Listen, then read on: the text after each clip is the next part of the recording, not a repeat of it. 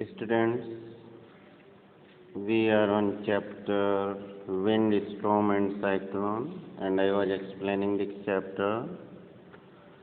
So, our next point in this chapter is air expand on heating. It means कि हवा जो है गर्म करने पर फैलती है. तो when air is heated, its volume increases. जब हम हवा को गर्म करते हैं इसका जो वॉल्यूम आयतन होता है वो बढ़ जाता है. And it occupies a bigger space, और ये ज़्यादा स्थान घेरती है. We say that air expand on heating, और हम कहते हैं कि हवा जो है गर्म करने पर एक्सपेंड होती है यानी फैलती है. इसके लिए एक एक्टिविटी किया है, इसको डिमॉन्स्ट्रेट करने के लिए, समझाने के लिए. और इसके लिए इन्होंने क्या किया कि एक बॉइलिंग ट्यूब ली है, उसके माउथ के ऊपर एक वैल्यूम लगाया है. इस बॉइलिंग ट्यूब को हमने जो है वाटर में रखा, हॉट वाटर में रखते हैं, जो कि किसी कंटेनर यानी बीकर के अंदर होता है. सो दैट अभी क्या होगा, जैसे ही हम हॉट वाटर में रखेंगे तो जो test tube, this is the test tube के अंदर हवा होगी, वो जो होगी फैलेगी, और फैलने की वजह से क्या होगा, आपका बैलून जो है वो इनफ्लेटेड ये हो जाएगा यानी फूल जाएगा. तो ये चीज़ प्रूव करता है कि जब भी हम लोग एयर को हीट करते हैं, ओके, तो क्या होता है, वो एक्सपेंड करता है, उसमें एक्सपेंशन होता है, वो हवा फैलती है. Now hot air is lighter than cold air. अब एक क्या अनदर पॉइंट है कि जो हॉट एयर होती है, वार्म एयर होती है, गर्म हवा होती है, वो हमेशा ठंडी हवा से हल्की होती है. ओके, तो होता क्या है कि जो हॉट एयर होती है ये जब हल्की होती है तो हमारे क्या होता है, स्पेस में जहाँ कहीं भी स्थान होता है तो हॉट एयर की जो नेचर होता है ये हल्की होने की वजह से हमेशा ऊपर की ओर उठती है. It rises, hot air rises up, और जो कोल्ड एयर होती है वो ऑलवेज नीचे की तरफ आती है. इसके लिए हम एक एक्टिविटी करेंगे.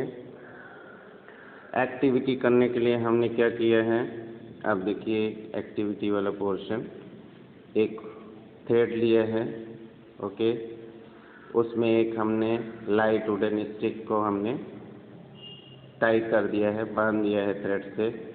एक तरफ हमने इन्वर्टेड पेपर बैग यानी कागज का बना हुआ लिफाफा उल्टा करके दोनों तरफ हमने लटका दिया. ओके, तो इनिशियल कंडीशन में क्या होता है कि आपका जो है दोनों ही पेपर बैग में क्या कोल्ड एयर है, जिसकी वजह से आपको बैलेंस दिखेगा.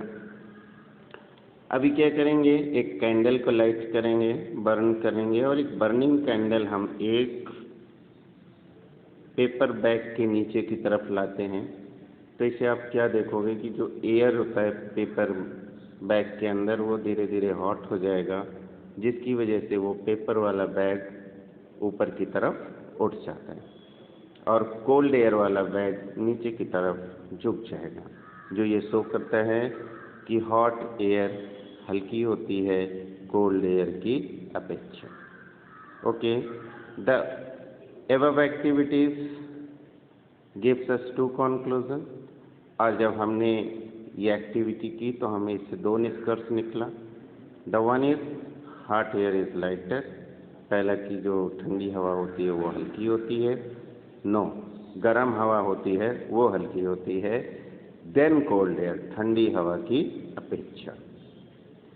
Being lighter hot air rises up, और हल्की होने की वजह से गर्म हवा ऊपर की तरफ उठती है.